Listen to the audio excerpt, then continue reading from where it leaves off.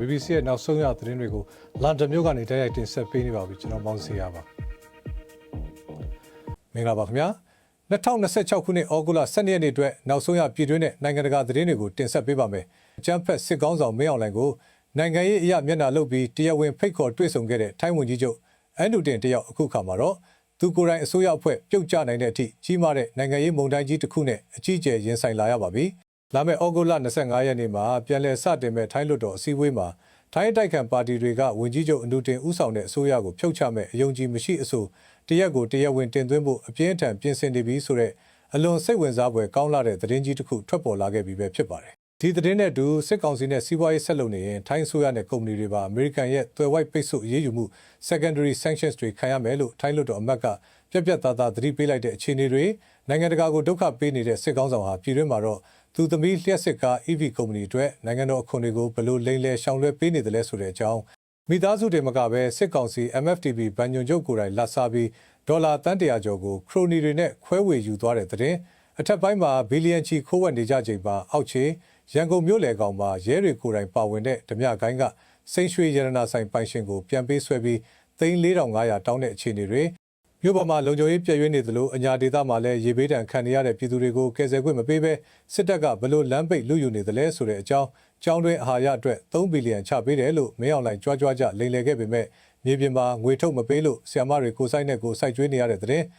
နိုင်ငံတကာသတင်းတွေဘက်မှာတော့အီရန်ရဲ့လှုပ်ကြံမှုအန္တရာယ်ကြောင့်သမ္မတထရမ့်လေယာဉ်ကိုလျှို့ဝှက်ပြောင်းစည်းခဲ့ရတဲ့သတင်းတွေအပါအဝင်နောက်ဆုံးရပြည်တွင်းပြည်ပသတင်းတွေကိုတင်ဆက်ပေးသွားမှာဖြစ်ပါတယ်ပထမဆုံးအနေနဲ့မင်းအောင်လှိုင်ကိုကော်ဇော်နေခင်းကြိုဆိုခဲ့တဲ့ထိုင်းဝန်ကြီးချုပ်အန်ဒူတင်အစိုးရပြုတ်ကျတော့မဲ့အကြက်တဲကြီးနဲ့ဘယ်လိုရင်ဆိုင်နေရတယ်လဲဆိုတာကိုအရင်ဆုံးကြည့်အောင်ပါထိုင်းနိုင်ငံအခြေစိုက် The Nation သတင်းစာကြီးအပါအဝင်ဒေသတွင်းမီဒီယာတွေရဲ့ဖော်ပြချက်တွေအရထိုင်းဝန်ကြီးချုပ်အန်ဒူတင်ဦးဆောင်တဲ့အစိုးရအဖွဲ့ပေါ်ကိုအတိုက်ခံပြည်သူ့ပါတီကအယုံကြည်မရှိအဆိုတင်သွင်းဖို့အပြင်းထန်ပြင်ဆင်နေကြပြီဖြစ်ပါတယ်ထိုင်းတိုက်ခံတွေကအစိုးရကိုဖြုတ်ချဖို့အတွက်အဓိကလက်နက်သဖွယ်အသုံးပြုလာမဲ့အဓိကအရှုပ်တော်ပုံကြီး၄ခုရှိနေပါတယ်ပထမအချက်ကတော့2024ခုနှစ်အထက်လွှတ်တော်ရွေးကောက်ပွဲမဲမသမာမှုပါဒုတိယအချက်ကပြည်ထောင်ဝန်ကြီးဌာနအောက်ကဘတ်ငွေ4.5ဘီလီယံတန်ဒေသန္တရဝန်ထမ်းခန့်အပ်ရေးစာမှုပွဲအရှုပ်တော်ပုံကြီးပါတတိယအနေနဲ့ digital ဝန်ကြီးဌာနအောက်ကဘတ်ငွေ1.62ဘီလီယံတန်ဖိုးရှိတဲ့ THAI passport စီမံကိန်းနဲ့စရုပ်ထအနေနဲ့ဘတ်400ဘီလီယံတန်အရေးပေါ်ချင်းငွေကိုမမှန်မကန်အသုံးပြုမှုတွေပဲဖြစ်ပါတယ်ဒီအရှုပ်တော်ပုံကြီးတွေအားလုံးဟာဝန်ကြီးချုပ်အနုတင်ကိုယ်တိုင်တာဝန်ယူထားတဲ့ဝန်ကြီးဌာနတွေနဲ့သူကိုယ်ပိုင်ပါတီဖြစ်တဲ့ဘုံချိုင်းထိုင်းပါတီရဲ့နောက်ွယ်ကဩဇာအကြီးဆုံးပုဂ္ဂိုလ်နေဝင်းချစ်ချော့တို့နဲ့တိုက်ရိုက်ဆက်နွယ်ပတ်သက်နေတာဖြစ်ပါတယ်အတိုက်ခံတွေဟာဒီစုံစမ်းစစ်ဆေးမှုတွေနဲ့ပတ်သက်တဲ့စာမျက်နှာပေါင်း9000နီးပါးရှိတဲ့ခိုင်လုံတဲ့အထောက်အထားတွေကိုလူထုတန်ချပြနေပြီးပါလီမန်ပြန်ဖွင့်တဲ့အချိန်မှာအစိုးရကိုအဆုံးစွန်အထိထိုးနှက်ဖို့ပြင်ဆင်နေကြတာဖြစ်ပါတယ်ဝန်ကြီးချုပ်ကိုယ်တိုင်ကဘာမှအမှားမလုပ်ထားလို့မကြောက်ဘူးလို့ခပ်ပေါ်တုံ့ပြန်နေပေမဲ့ဒီလောက်ကြီးမားတဲ့နိုင်ငံရေးအကျပ်တဲတွေရင်ဆိုင်နေရချိန်မှာတော့သူဟာမြန်မာပြည်သူတွေကိုနေ့စဉ်တပ်ဖြတ်နေတဲ့အကြမ်းဖက်မင်းအောင်လှိုင်ကိုဩဂုတ်လ6ရက်နေ့နဲ့9ရက်နေ့တွေမှာထိုင်းနိုင်ငံသို့တရားဝင်ဖိတ်ခေါ်ပြီးလက်ခံတွေ့ဆုံခဲ့တာဟာထိုင်းပြည်သူတွေရဲ့ဒေါသကိုပုံမိုဆွပေးလိုက်တယ်လို့ဖြစ်သွားစေပါတယ်။ထိုင်းဝန်ကြီးချုပ်အကြက်ရိုက်နေုံနဲ့မကပဲစစ်ကောင်စီနဲ့စီးပွားရေးဆက်လုပ်နေရင်ထိုင်းနိုင်ငံတနိုင်ငံလုံးဘယ်လိုသွယ်ဝိုက်ပိတ်ဆို့မှုတွေခံရနိုင်တယ်လဲဆိုတာဆက်ကြည့်အောင်ပါ။အကြမ်းဖက်မင်းအောင်လှိုင်ထိုင်းလွှတ်တော်ကိုလာရောက်တုန်းကမျက်နှာချင်းဆိုင်အော်ဟစ်ဆန္ဒပြခဲ့တဲ့ထိုင်းပြည်သူ့ပါတီကလွှတ်တော်အမတ်အနုဆွန်တမချိုင်ဟာထိုင်းအစိုးရရဲ့မြန်မာအရေးကင်တွယ်ပုံတွေနဲ့ပတ်သက်လို့အလွန်လေးနက်တဲ့သတိပေးချက်တရက်ကိုထုတ်ဖော်ပြောဆိုလာပါတယ်။လက်ရှိချိန်မှာအမေရိကန်ပြည်ထောင်စုနဲ့ဥရောပသမဂ္ဂအပါအဝင်ကမ္ဘာနိုင်ငံတွေဟာမြန်မာစစ်တပ်နဲ့ငင်းတို့ခရိုနီစီးပွားရေးလုပ်ငန်းတွေကိုပြစ်မှတ်ထားပြီးပြင်းထန်တဲ့စီးပွားရေးပိတ်ဆို့အရေးယူမှုတွေကိုအဆက်မပြတ်ချမှတ်ထားတာဖြစ်ပါတယ်။ဒီလိုအခြေအနေမျိုးမှာထိုင်းအစိုးရဌာနတွေနဲ့ထိုင်းပုဂ္ဂလိကကုမ္ပဏီတွေအနေနဲ့အဲ့ဒီပိတ်ဆို့ခံထားရတဲ့မြန်မာအာဏာပိုင်တွေနဲ့ဆက်သွယ်ဆောင်ရွက်တာတွေတိုးမြင့်လှုပ်ဆောင်လာမယ်ဆိုရင်နိုင်ငံတကာကချမှတ်ထားတဲ့ secondary sanctions လို့ခေါ်တဲ့သွယ်ဝိုက်ပိတ်ဆို့အရေးယူမှုကွန်ရက်ထဲကိုတိုက်ရိုက်သက်ဆင်းသွားနိုင်တဲ့အန်ဒီရဲ့အလွန်ကြီးမားနေတယ်လို့ပြတ်သားသတိပေးလိုက်ပါတယ်။ secondary sanctions ဆိုတာဟာပိတ်ဆို့ခံထားရတဲ့အဖွဲ့အစည်းနဲ့စီးပွားရေးလုပ်တဲ့တတိယနိုင်ငံကကုမ္ပဏီတွေကိုပါအမေရိကန်ဒေါ်လာငွေပေးငွေယူစနစ်ထဲကနေဖြတ်တောက်ပြီးအရေးယူတဲ့စနစ်ကြီးဖြစ်ပါတယ်။အကယ်၍ထိုင်းနိုင်ငံသားဒီလိုပိတ်ဆို့အရေးယူခံလိုက်ရမယ်ဆိုရင်ထိုင်းနိုင်ငံရဲ့နိုင်ငံတကာယုံကြည်ရမှုနဲ့စီးပွားရေးပုံရိပ်ဟာအကြီးအကျယ်ထိခိုက်ပျက်စီးသွားနိုင်တယ်လို့နိုင်ငံတကာဗန်ဒါရေးလုပ်ငန်းတွေမှာပါအခက်အခဲတွေနဲ့ရင်ဆိုင်လာရနိုင်တယ်လို့သူကထောက်ပြပါတယ်။မြန်မာနိုင်ငံမှာယင်းနှိမ့်နှံလိုက်လို့ရလာမဲ့အကျိုးအမြတ်တွေဟာလည်းပြည်သူတွေစီကိုရောက်မလာပဲစစ်အာဏာရှင်စနစ်ကိုသက်ဆိုးရှည်အောင်ငွေကြေးထောက်ပံ့ပေးတယ်လို့ဖြစ်သွားမယ်လို့ဆိုပါတယ်။ဒါကြောင့်ထိုင်းအစိုးရအနေနဲ့စစ်ကောင်စီနဲ့ကိုကြိုးရှာပူးပေါင်းနေမဲ့အစားမြန်မာနိုင်ငံမှာစစ်မှန်တဲ့ငြိမ်းချမ်းရေးနဲ့ဒီမိုကရေစီပြန်လည်ဖော်ဆောင်ရေးကိုသာအားပေးကူညီသင့်တယ်လို့သူကအလေးနဲ့တောင်းဆိုခဲ့တာပဲဖြစ်ပါတယ်။အိန္ဒိယနိုင်ငံတွေကိုပါဒုက္ခပေးနေတဲ့စစ်ကောင်းဆောင်ဟာပြည်တွင်းမှာတော့ ကိုသမီးစီးပွားရေးအတွက်နိုင်ငံတော်ဘဏ္ဍာကိုဘလို့ခိုးယူနေတယ်လဲဆိုတာဆက်ကြည့်အောင်ပါအကြမ်းဖက်စစ်ကောင်းဆောင်မင်းအောင်လှိုင်သမီးအရင်ဖြစ်သူခင်သီရိသက်မွန်နဲ့စီးပွားရေးမိတ်ဖက်လှိုင်မျိုးကျော်တို့ပူးပေါင်းလုပ်ကိုင်နေတဲ့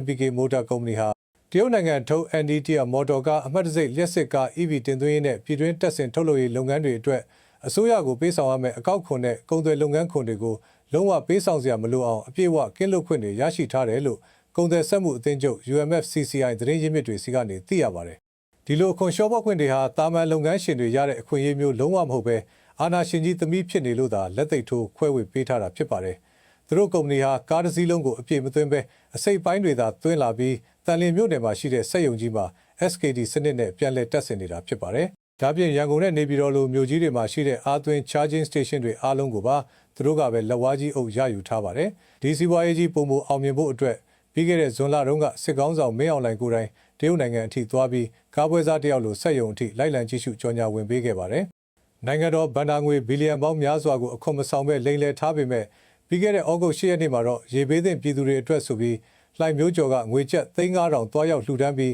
နိုင်ငံရေးအရမျက်လက်ပြဟန်ဆောင်သွားခဲ့ပါတယ်။ဒါဟာတိုင်းပြည်ရဲ့အာဏာကိုအလွဲသုံးစားလုပ်ပြီးမိသားစုကြီးပွားရေးအတွက်နိုင်ငံတော်ဗန်ဒါကိုပြောင်ပြောင်တင်းတင်းဓမြတိုက်နေတဲ့အကျင့်ပြတ်ခြစားမှုကြီးပဲဖြစ်ပါတယ်။မိသားစုတွေမကပဲစစ်ကောင်စီရန်တရားအတွင်းပိုင်းမှာအချင်းချင်းဒေါ်လာတွေကိုဘယ်လိုဓမြတိုက်နေကြသလဲဆိုတာဆက်ကြည့်အောင်ပါ။စစ်ကောင်စီဟာနိုင်ငံခြားငွေကြေးအကျပ်တဲကိုစိုးစိုးရွားရွားရင်ဆိုင်နေရချိန်မှာမြန်မာနိုင်ငံခြားကုန်သွယ်မှုဘဏ် MFTB ကြီးထဲမှာရှိနေတဲ့အမေရိကန်ဒေါ်လာတန်100ကျော်ကိုဘဏ်ရဲ့ဥဆောင်ညွှန်ကြားရေးမှူးဖြစ်သူဒေါ်ကေတီကစစ်ကောင်းဆောင်မင်းအောင်လှိုင်စီကိုလုံးဝအသိပေးတင်ပြခြင်းမရှိဘဲပြည်တွင်းကခရိုနီကုမ္ပဏီကြီးတွေစီကိုလျှို့ဝှက်အပေးယူလုပ်ပြီးထုတ်ချေးလိုက်တဲ့အရှုပ်တော်ပုံကြီးပေါ်ပေါက်လာပါတယ်။ဒေါ်ကေတီဟာဒီလိုဒေါ်လာတန်းချီထုတ်ချေးတဲ့နေရာမှာကုမ္ပဏီတွေစီကနေလက်ငွေအဖြစ်ငွေကျပ်3,400ကျော်အထိပြောင်ပြောင်တင်းတင်းတောင်းခံရယူခဲ့တယ်လို့သိရပါတယ်။ပြီးခဲ့တဲ့ဇူလိုင်လအတွင်းမှာဘဏ်ရဲ့စီးရင်တွေကိုပြန်လည်စစ်ဆေးတဲ့အခါမှာတော့ဒီဒေါ်လာတန်း100ကျော်လစ်ဟာနေတာကိုတွေ့ရှိသွားခဲ့လို့ဒေါ်ကေတီကိုဇူလိုင်လ12ရက်နေ့မှာအရေးပေါ်ဖမ်းဆီးပြီးယာဒုကနေဖယ်ရှားလိုက်ပါတယ်။ဖမ်းဆီးပြီးတဲ့နောက်မှာငွေတွေအမြန်ဆုံးပြန်ဆက်ဖို့စစ်တပ်ကတောင်းဆိုတဲ့အခါငွေမဆက်နိုင်တဲ့တချို့ကုမ္ပဏီဒါရိုက်တာတွေဟာနိုင်ငံခြားကိုထွက်ပြေးတိမ်းရှောင်ဖို့ပြင်ဆင်ရင်းရန်ကုန်လေဆိပ်မှာတင်အဖမ်းခံလိုက်ရသူတွေရှိသလိုတချို့ကတော့အခုချိန်ထိပုံအောင်နေကြဆဲဖြစ်ပါတယ်။တချို့ကုမ္ပဏီတွေဆိုရင်ဒေါ်လာတွေလိုချင်လို့တမင်သက်သက်ကုမ္ပဏီအတုထောင်ပြီးလာယူသွားကြတာလည်းရှိပါတယ်။နောက်ဆုံးငွေပြန်မရတော့တဲ့စစ်ကောင်စီဟာဩဂုတ်လ9ရက်နေ့မှာ MFTB ဘဏ်ကနေချင်းငွေယူထားတဲ့ကုမ္ပဏီစုစုပေါင်း23ခုနဲ့ဒါရိုက်တာတွေကိုအမည်ပြတ်စာရင်းသွင်းလိုက်ပြီလို့တရားဝင်ကြေညာလိုက်ရပါတယ်။ဒါဟာပို့ကုန်သွင်းကုန်လုပ်ငန်းတွေအတွက်အသက်သွေးကြောဖြစ်တဲ့နိုင်ငံပိုင်ဘဏ်ကြီးရန်တရားတစ်ခုလုံးဘလောက်အထိပုတ်ပွားနေပြီလဲဆိုတာကိုသက်သေပြလိုက်တာပဲဖြစ်ပါတယ်။အထက်ပိုင်းမှာဘီလီယံချီခိုးဝှက်နေကြချိန်မှာအောက်ခြေရန်ကုန်မြို့လယ်ကောင်မှာပြည်သူတွေဘလို့ပြန်ပေးဆွဲခံနေရတယ်လဲဆိုတာဆက်ကြည့်အောင်ပါ။ရန်ကုန်တိုင်းပမတ်ထမ်းမြို့နယ်ရွှေဘုံသာလမ်းလိုလူစီကားစုံမြို့လယ်ကောင်ပါတယ်နာမည်ကြီး Diamond Shine စိတ်ရွှေရတနာဆိုင်ပိုင်ရှင်ဦးအောင်မြင့်ခေါ်စူပရာမန်နီကိုဩဂုတ်6ရက်နေ့ညနေပိုင်းမှာအဖွဲ့တစ်ဖွဲ့ကအလစ်ငိုက်ဖမ်းဆီးခေါ်ဆောင်သွားခဲ့ပါတယ်။အဲဒီနောက်မိသားစုဝင်တွေစီကိုဖုန်းဆက်ပြီးအသက်ရှင်လျက်ပြန်လိုခြင်းငွေကျပ်3,400နဲ့ရွှေ60ကျပ်သားပေးရမယ်။ရဲကိုတိုင်ရင်တပ်ပစ်မယ်လို့ပြက်ပြက်သားသားချိန်ချောက်ခဲ့ပါတယ်။လုံခြုံရေးတပ်ဖွဲ့တွေကညာတွင်းချင်းခြေရာခံလိုက်လံရှာဖွေရမှနောက်တစ်နေ့မနေ့အစောပိုင်းမှာတာမွေမြို့နယ်ကနေတရားခံ2ဦးကိုအရင်ဆုံးဖမ်းဆီးရမိခဲ့ပါတယ်။အဲဒီတရားခံတွေရဲ့ထွက်ဆိုချက်အရတကုံမြို့သစ်တောင်ပိုင်းမြို့နယ်ကအိမ်ပြက်ကြီးတစ်ခုထဲမှာဖမ်းဆီးချုပ်နှောင်ခံထားရတဲ့စိန်ရွှေဆိုင်ပိုင်ရှင်ကိုဓားတွေလှန်စွပ်တွေကင်ဆောင်ထားတဲ့ကျန်တဲ့ဂိုင်းဝင်တွေနဲ့အတူကံကောင်းထောက်မှစွာနဲ့အသက်လူကယ်တင်နိုင်ခဲ့ပါတယ်။ဆက်လက်ရှာဖွေရမှာဒေါ်ဘုံမြို့နယ်ကနေနောက်ထပ်တရားခံတွေနဲ့ပြန်ပေးဆွဲရမှာသုံးတဲ့တက္ကစီကားကိုပါဖမ်းဆီးရမိခဲ့ပါတယ်။အဆိုးရွားဆုံးတဲ့ပြည်သူတွေကိုအထိတ်တလန့်အဖြစ်ဆုံးကိစ္စကတော့ဖမ်းဆီးရမိတဲ့တရားခံ9ဦးစီးရင်ထဲမှာပြည်သူကိုကာကွယ်ရမယ့်နယ်မြေခံရဲတပ်ဖွဲ့ဝင်2ဦးကိုယ်တိုင်ပါဝင်ပတ်သက်နေတဲ့ဆိုတဲ့အချက်ပါပဲ။ဒါပြင်တရားခံအများစုဟာပိုင်ရှင်ဖြစ်သူနဲ့တိကျွမ်းတဲ့အတိုင်းဝိုင်းတွေကလူတွေသာဖြစ်တယ်လို့ရဲသတင်းရင်းမြစ်တွေစီကနေသိရပါတယ်။ဥပဒေကိုအကောင့်ထဲပေါ်ရမယ့်သူတွေကိုယ်တိုင်ကဥပဒေကိုလက်တလုံးချလုပ်ပြီးကိုကျိုးအတွက်ပြည်သူကိုပြန်ပေးဆွဲနေတယ်ဆိုတာဟာစစ်ကောင်စီလက်အောက်မှာတရားဥပဒေစိုးမိုးရေးလုံးဝပျက်စီးနေပြီဆိုတာကိုအထင်အရှားပြသနေပါတယ်။မြို့ပေါ်မှာလုံခြုံရေးပြည့်ရွေးနေသလိုအညာဒေသမှာလည်းရေဘေးနဲ့စစ်ဘေးနှစ်ထပ်ကွမ်းတံကိုဘယ်လိုခံစားနေရတယ်လဲဆိုတာဆက်ကြည့်ရအောင်ပါ။စစ်အာဏာသိမ်းပြီးကလေကြောင်းဘုံကျဲမှုတွေမြေပြင်စစ်ကြောင်းထိုးမိရှုမှုတွေကြောင့်စစ်ဘေးဒဏ်ကိုအဆိုးရွားဆုံးခံစားခဲ့ရတဲ့အညာဒေသကအပြစ်မဲ့ပြည်သူတွေဟာအခုခါမှာတော့ဆိုးရွားလာတဲ့သဘာဝရေဘေးအန္တရာယ်ကြီးကိုပါထပ်မံရင်ဆိုင်နေကြရပါတယ်။စကိုင်းတိုင်းထဲမှာဇေဒီတွေကိုရုတ်တရက်အတိမပေးဘဲဆွန့်ထုတ်လိုက်တာနဲ့မိုးတဲထန်စွာရွာသွန်းမှုတွေပေါင်းဆက်သွားတဲ့အတွက်မူးမြစ်ရိုးတစ်လျှောက်ကရွာပေါင်း200နီးပါးရေနစ်မြုပ်သွားခဲ့ရပါတယ်။ NUG အစိုးရရဲ့ထုတ်ပြန်ချက်အရနိုင်ငံတော်ဝန်လူဦးရေ4သိန်းကျော်အရေးပေါ်အကူအညီလိုအပ်နေပြီးစိုက်ပျိုးမြေဧကတောင်းချီပျက်စီးတဲ့အပြင် ပြည်သူ16ယောက်အထိရေနစ်သေဆုံးခဲ့ရပါတယ်။ဒီလိုအချိန်မျိုးမှာပြည်သူတွေကိုကယ်တင်ရမယ့်အစားအကြမ်းဖက်စစ်အုပ်စုဟာကယ်ဆယ်ရေးလာလုပ်တဲ့ပရဟိတအဖွဲ့တွေကိုစကိုင်းတရားလိုအဓိကလမ်းကြောင်းကြီးတွေကနေတမင်သက်သက်ပိတ်ဆို့တားဆီးနေပါတယ်။ပရဟိတအဖွဲ့ဝင်တဦးပြောကြားချက်အရလမ်းမှာဖျက်ရမယ့်စစ်တပ်ဂိတ်တွေမှာပြည်သူတွေအတွက်တည်လာတဲ့ဆေးဝါးနဲ့ရိက္ခာတွေကိုစစ်သားတွေကကြားထဲကနေဖျက်လူစားတောက်နေကြလို့ကယ်ဆယ်ရေးသွားဖို့အလွန်ခက်ခဲနေတယ်လို့ဆိုပါတယ်။အင်တာနက်လိုင်းတွေပါဖြတ်တောက်ခံထားရလို့ရေထဲပိတ်မိနေတဲ့ပြည်သူတွေဟာအကူအညီတောင်းဖို့တော့မရဖြစ်နေပါတယ်။ရေကျသွားတဲ့အချိန်မှာလဲဝမ်းရောဂါတွေမဖြစ်အောင်ရေတွင်းအိမ်သားတွေတောက်သုံးရေတန့်တွေနဲ့နားခိုရအသစ်တွေအရေးတကြီးလိုအပ်နေပါတယ်။အထူးသဖြင့်လာမယ့်ဩဂုတ်လ23ရက်နေ့အထိမုတ်တုံလေးအားကောင်းနေအောင်မယ်လို့ခန့်မှန်းထားတာကြောင့်အညာပြည်သူတွေအတွက်နိုင်ငံတကာကအများဆုံးဝိုင်းဝန်းကူညီကြဖို့အချိန်တန်နေပြီဖြစ်ပါတယ်။ပြည်သူတွေကိုဒုက္ခပေးနေတဲ့စစ်အုပ်စုဟာကလေးငယ်တွေရဲ့အာဟာရကိုပါဘယ်လိုခေါင်းပုံဖြတ်နေသလဲဆိုတာနောက်ဆုံးအနေနဲ့သုံးသပ်ကြည့်အောင်ပါ။အကြမ်းဖက်စစ်ကောင်ဆောင်မင်းအောင်လှိုင်ဟာပြီးခဲ့တဲ့ဩဂုတ်လ10ရက်နေ့ကနေပြည်တော်မှာလုပ်ခဲ့တဲ့အခမ်းအနားမှာ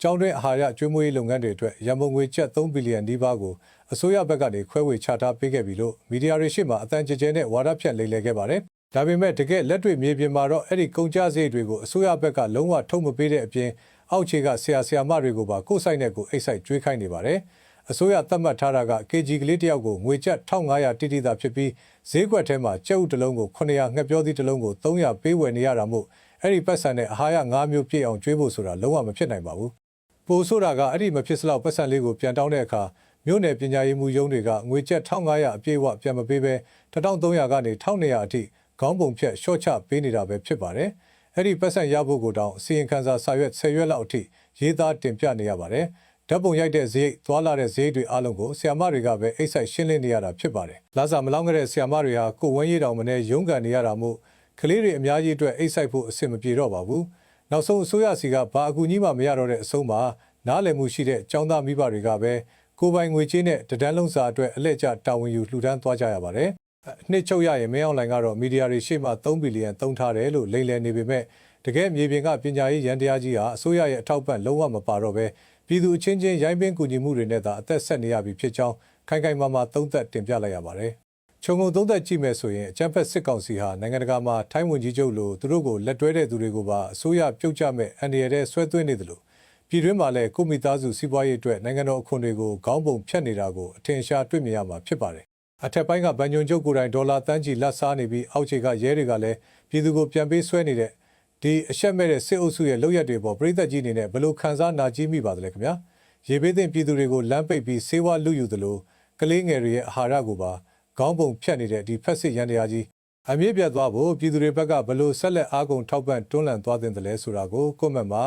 လွတ်လပ်စွာဝင်ရောက်ဝေဖန်ဆွေးနွေးအကြံပြုသွားကြပါအောင်လို့ဖိတ်ခေါ်လိုက်ပါတယ်။နိုင်ငံတကာသတင်းတွေဘက်မှာတော့ကမ္ဘာနိုင်ငံရေးစင်မြင့်ထက်မှာရုပ်ရှင်ဇာတ်လမ်းတစ်ပုဒ်လိုအလွန်စိတ်ဝင်စားဖွယ်ကောင်းလာတဲ့လျှို့ဝှက်ဖြစ်စဉ်ကြီးတစ်ခုပေါ်ပေါက်ခဲ့တယ်လို့အမေရိကန်မီဒီယာတွေကတခမ်းတနာဖော်ပြလာကြပါပြီ။အဲ့ဒါကတော့အမေရိကန်သမ္မတဒေါ်နယ်ထရန့်ဟာပြီးခဲ့တဲ့လကတူရကီနိုင်ငံမှာကျင်းပခဲ့တဲ့NATO ထိပ်သီးအစည်းအဝေးအပြီးပြန်ခီးစဉ်မှာအီရန်ဘက်ကဒုံးကျည်နဲ့ပစ်ခတ်လုပ်ကြံမဲ့ချင်းချောက်မှုတွေရှိနေတာကြောင့်သမ္မတရဲ့တရားဝင် Air Force One လေယာဉ်ကြီးပေါ်ကနေအစားအသောက်တင်တဲ့ကားတွေကိုဝင်ပုန်းပြီးနောက်ထပ်စစ်ဘက်သုံးလေယာဉ်တစ်စီးစီကိုလျှို့ဝှက်ထွက်ပြေးပြောင်းစီးခဲ့ရတယ်ဆိုတဲ့အထူးသတင်းကြီးပဲဖြစ်ပါတယ်။ Washington Post သတင်းစာကြီးရဲ့အတိအကျဖော်ပြချက်အရဇူလိုင်10ရက်နေ့ကတူရကီနိုင်ငံအန်ကာရာလေဆိပ်မှာ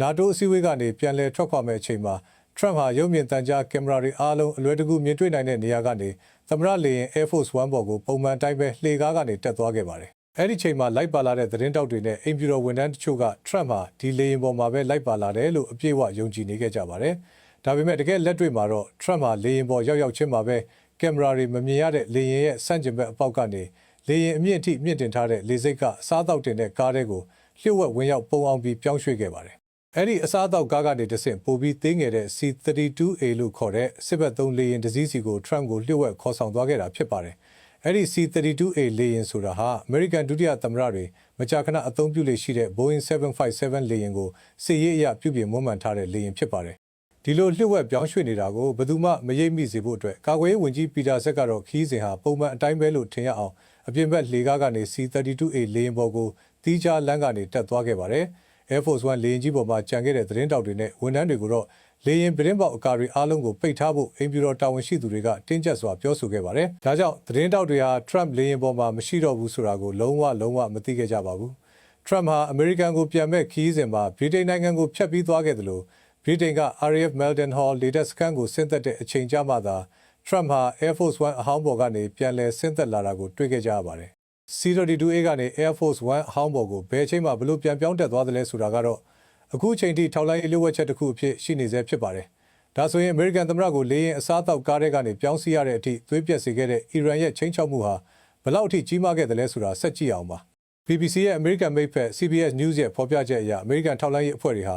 Trump လိုက်ပါမဲ့သမ္မတလေယာဉ်ကိုအီရန်ဘက်ကဒုံးကျည်နဲ့ပစ်ခတ်ဖျက်ဆီးဖို့တိကျခိုင်လုံတဲ့ယုံကြည်ရလောက်သောချိန်ချောက်မှုတစ်ခုရှိနေတယ်ဆိုတာကိုကြိုတင်ထောက်လှမ်းသိရှိခဲ့တယ်လို့အမေရိကန်အရာရှိတွေကအတည်ပြုပြောဆိုပါတယ်။ဒီလိုလျှို့ဝှက်လေယာဉ်ပြောင်းစီခဲ့ရတာဟာအမေရိကန်နဲ့အီရန်ကြားမှာစစ်ပွဲရပ်တန့်မှုဆွေးနွေးမှုတွေပြတ်ပြားသွားခဲ့ပြီးအမေရိကန်ဘက်ကအီရန်ကိုစစ်ရေးအရပြန်လည်တိုက်ခိုက်မှုတွေပြုလုပ်ခဲ့တဲ့အချိန်ရဲ့နောက်တစ်ရက်မှာပဲချက်ချင်းဖြစ်ပေါ်လာခဲ့တာဖြစ်ပါတယ်။ Trump ကိုယ်တိုင်ကလည်းအန်ကာရာမှာလုပ်ခဲ့တဲ့ NATO အစည်းအဝေးအတွင်းမှာသူ့ကိုယ်သူအီရန်ရဲ့နံပါတ်1ပြစ်မှတ်အဖြစ်သတ်မှတ်ခံထားရတယ်လို့ဖွင့်ဟပြောဆိုခဲ့ပါတယ်။လေယာဉ်လျှို့ဝှက်ပြောင်းစီပြီးဝါရှင်တန်ကိုအပြန်ခီးစဉ်မှာသတင်းတောက်တွေနဲ့စကားပြောတဲ့အခါ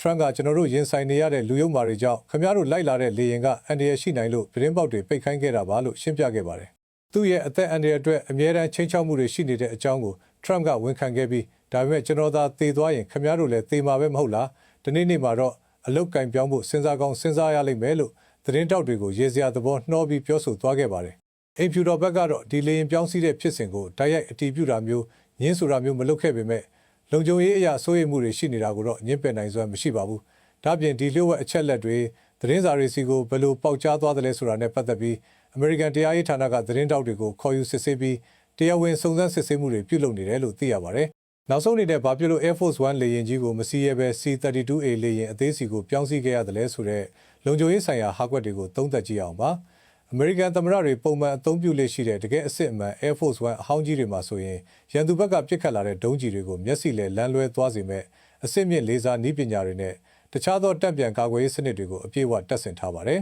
။ဒါပေမဲ့ပြဿနာက Trump ဟာတူရကီကိုလာတော့ကကာတာနိုင်ငံကနေလက်ဆောင်ပေးထားတဲ့ဒေါ်လာသန်း400တန် Boeing 747-8လေယာဉ်သစ်ကြီးကိုစီးနင်းလာခဲ့တာဖြစ်ပါတယ်။အဲဒီလေယာဉ်ကြီးဟာသမ္မတအသုံးပြုနိုင်ဖို့အတွက်အိမ်ဖြူတော်ကလာပေါင်းများစွာအချိန်ယူပြီးလုံခြုံရေးနဲ့နည်းပညာပိုင်းတွေပြင်ဆင်နေဆဲဖြစ်ပါတယ်။ New York Times သတင်းစာကြီးရဲ့ဖော်ပြချက်အရဒီကာတာကလက်ဆောင်ပေးတဲ့လေယာဉ်ကြီးမှာလုံခြုံရေးစနစ်တွေအပြည့်အဝမတက်ဆင်ရသေးလို့ဒုံးကျည်အန္တရာယ်ကိုကာကွယ်နိုင်စွမ်းမရှိဘူးဆိုတဲ့ကြီးမားတဲ့စိုးရိမ်မှုတွေရှိနေကြတာဖြစ်ပါတယ်။ဒါကြောင့်မလို့ NATO ထိပ်သီးအစည်းအဝေးကနေပြန်တဲ့အခါမှာသမ္မတကိုလုံခြုံရေးပေးရတဲ့ Secret Service အဖွဲ့ကြီးကနေ Trump ကိုဒီလေယာဉ်သစ်ကြီးကိုလုံးဝမစီးပဲလုံခြုံရေးစနစ်ပါတဲ့တခြားလေယာဉ်ကိုပြောင်းစီးဖို့အပြင်းထန်တိုက်တွန်းဖိအားပေးခဲ့တာဖြစ်ပါတယ်။ဒါကြောင့် Trump ကအစားအသောက်ကားကနေတဆင့် C-32A လေယာဉ်ကိုပြောင်းစီးခဲ့ရတာဖြစ်ပါတယ်။အိမ်ဖြူတော်ပြောရေးဆိုခွင့်ရှိသူ Caroline Leavitt ကတော့လေယာဉ်သစ်ဟာသမ္မတခီးသွားဖို့လုံးဝလုံခြုံပါတယ်။ဒါပေမဲ့လုံခြုံရေးပိုင်းဆိုင်ရာအဆင့်မြင့်တင်မှုတွေလုပ်သွားမှာဖြစ်ပြီးတစ်လလောက်ကြာနိုင်ပါတယ်လို့ထုတ်ပြန်ရှင်းလင်းထားပါတယ်။အနည်းချုပ်ရရဲ့အမေရိကန်သမ္မတတယောက်ကိုယ်တိုင်လေယာဉ်လျှို့ဝှက်ပြောင်းစီးရတဲ့အထိအမေရိကန်နဲ့အီရန်ရဲ့ပထဝီနိုင်ငံရေးစစ်ရေးတင်းမာမှုတွေဟာအလွန်ကိုအန္တရာယ်ကြီးမားတဲ့အနေအထားကိုရောက်ရှိနေပြီဖြစ်တယ်လို့ခိုင်ခိုင်မာမာသုံးသပ်တင်ပြလိုက်ရပါတယ်။အခုကတော့ပထမဆုံးအနေနဲ့ပြည်တွင်းသတင်းတွေကိုကျွန်တော်ထွန်းထွန်းဝင်းနဲ့အတူကိုစိုင်းခန့်တို့ကတင်ဆက်ပေးမှာပါ။မင်္ဂလာပါ။ပြည်တွင်းသတင်းတွေကိုတင်ဆက်ပေးပါတော့မယ်။ကျွန်တော်စိုင်းခန့်ပါ။အာဇာနည်ခေါင်းဆောင်ဦးရာဇတ်နဲ့ရဲဘော်ကိုထွေးတို့ကိုမြုပ်နှံထားတဲ့ရန်ကုန်မြို့တာမွေအစ္စလာမစ်တုတ်တန်အတွင်းမြေပိုင်ဆိုင်မှုအငင်းပွားနေတဲ့နေရာကအုပ်ကူတွေနဲ့နှစ်ရှည်ပင်တွေကိုစက်ရဲနေရတွေအုံပြုပြီးဖျက်ဆီးခဲ့တယ်လို့တုတ်တန်ဂောဘကအဖွဲ့ဝင်တူကမျက်စိမှကိုပြောပါတယ်။အဲ့ဒီမြေနေရာနဲ့ပတ်သက်တဲ့ပိုင်ဆိုင်မှုအငင်းပွားမှုဟာတရားရုံးမှာနှစ်ပေါင်းများစွာကြာမြင့်နေပြီးလက်ရှိအချိန်အထိအပိသက်ဆုံးဖြတ်ချက်မရှိသေးချိန်မှာအခုလိုဖျက်ဆီးမှုဖြစ်ပွားခဲ့တာလို့သိရပါတယ်။အငင်းပွားနေတဲ့မြေနေရာဟာမူလကတုတ်တန်ဖြစ်အသုံးပြုဖို့1922ခုနှစ်မှာအလူရှင်တဦးကလှူဒန်းထားတဲ့မြေဖြစ်ပြီး1922ခုနှစ်မှာစတင်မြေမြုပ်တကြိုခဲ့တာလို့ဂောဘကအဖွဲ့ဝင်ကပြောပါတယ်။2010ခုနှစ်ဝန်းကျင်မှာတော့မူလမြေအလှူရှင်ရဲ့မျိုးဆက်တွေကလှူဒန်းထားတဲ့မြေကိုပြန်လည်ရယူလိုကြောင်းတောင်းဆိုလာရာကနေမြေပိုင်ဆိုင်မှုအငင်းပွားမှုစတင်ခဲ့တာဖြစ်ပါတယ်။အဲ့ဒီတောင်းဆိုမှုနဲ့ပတ်သက်ပြီးဂောဘကအဖွဲ့ကဘာသာရေးဓမ္မသက်ပညာရှင်တွေနဲ့တိုင်ပင်ခဲ့တယ်လို့မြေပြန်လဲတောင်းဆိုသူတွေကိုလည်းတွေ့ဆုံရှင်းလင်းခဲ့ပေမဲ့ပြည်လည်မှုမရခဲ့ဘူးလို့ဆိုပါတယ်။နောက်ပိုင်းမှာမြေပြန်လဲတောင်းဆိုသူတွေဘက်ကတရားရုံးကိုလျှောက်ထားခဲ့ပြီး2013ခုနှစ်ဝန်းကျင်မှာအမွေကိုစီမံခန့်ခွဲပေးစီလိုမှုဆိုင်ရာဒီဂရီတရက်ရရှိခဲ့တယ်လို့ဂောဘကအဖွဲ့ဝင်ကပြောပါတယ်။အဲ့ဒီကိစ္စကိုဂောဘကအဖွဲ့က2014ခုနှစ်မှာသတင်းစာကြေညာချက်ကတဆင့်သိရှိခဲ့ပြီးနောက်တရားရုံးမှာပြန်လည်တရားစွဲဆိုခဲ့ပါတယ်။အဲဒီနောက်မြေပိုင်ဆိုင်မှုနဲ့ပတ်သက်တဲ့တရားရေးအငင်းပွားမှုဟာဆယ်စုနှစ်တခုခန့်ကြာမြင့်လာခဲ့တယ်လို့သိရပါတယ်။ တရားရေးလုပ်ငန်းစဉ်တွေဆက်လက်ရှိနေစဉ်အတွင်းအဲ့ဒီမြေနေရာမှာဖျက်ဆီးမှုတွေအကြိမ်ကြိမ်ဖြစ်ပွားခဲ့ပြီးအဲ့ဒီဖြစ်စဉ်တွေနဲ့ဆက်ဆက်ပြီးရာဇဝတ်မှု6မှုကနေ9မှုခန့်အထိဖြစ်ပေါ်ခဲ့တယ်လို့ကောပကပေါ်ဝင်ကဆိုပါတယ်လက်တလောဖြစ်စဉ်မှာတော့အငင်းပွားနေတဲ့မြေနေရာကိုအမိုက်ရှင်းလင်းမယ်ဆိုတဲ့အကြောင်းပြချက်နဲ့ဝင်ရောက်လာပြီးတဲ့နောက်တုတ်တန်အတွင်းမှာရှိတဲ့အုပ်ကူတွေနဲ့နှစ်ရှည်ပင်တွေကိုစက်ရန်နေရတွေနဲ့ဖျက်ဆီးခဲ့တာလို့ကောပကအဖွဲ့ဘက်ကပြောပါတယ်တာမွေအစ္စလာမစ်တုတ်တန်ဟာရန်ကုန်မြို့မှာရှိတဲ့တပ်တန်းရဲ့မွတ်စလင်တုတ်တန်တွေကတစ်ခုဖြစ်ပြီးမြန်မာလွတ်လပ်ရေးတမိုင်းနဲ့လည်းဆက်နွယ်နေတဲ့အထင်ကရနေရာတစ်ခုဖြစ်ပါတယ်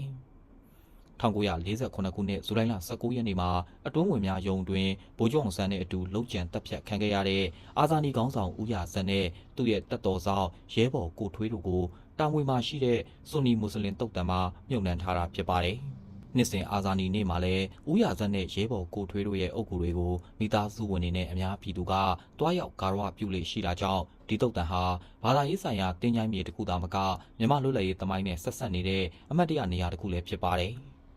်လက်ရှိအငင်းပွားနေတဲ့မြေကွက်ဟာတုတ်တန်တစ်ခုလုံးရဲ့ဘဲအစိတ်ပိုင်းမှာပါဝင်တယ်လေမူလလူရန်မှုနဲ့ပတ်သက်တဲ့မြေကရန်နဲ့မြေစင်းမှတ်တမ်းတွေမှာဘသူ့အမည်နဲ့မှတ်တမ်းတင်ထားတယ်လေဆိုတဲ့အချက်တွေကိုတော့တရားဝင်မြေယာမှတ်တမ်းတွေနဲ့ထပ်မံအတည်ပြုဖို့လိုအပ်နေစေဖြစ်ပါတယ်ခင်ဗျာတိုင်းသားများအားလုံးမိမိတို့ရဲ့ကံကြမ္မာကိုမိမိတို့ကိုယ်တိုင်ဆုံးဖြတ်ပိုင်ခွင့်ရှိတဲ့ Federal Democracy ပြည်ထောင်စုပေါ်ထွန်းရေးအတွက်ကဏ္ဍပေါင်းစုံမှဆက်လက်ကြိုးပမ်းသွားမယ်လို့ KIO/KIA ဥက္ကဋ္ဌဗိုလ်ချုပ်ကြီးအင်ဘန်လကကချင်အာဇာနည်နေ့ထိမ့်မှတ်ခမ်းနားကိုပေးပို့တဲ့မိန့်ခွန်းမှာပြောကြားခဲ့တာပါ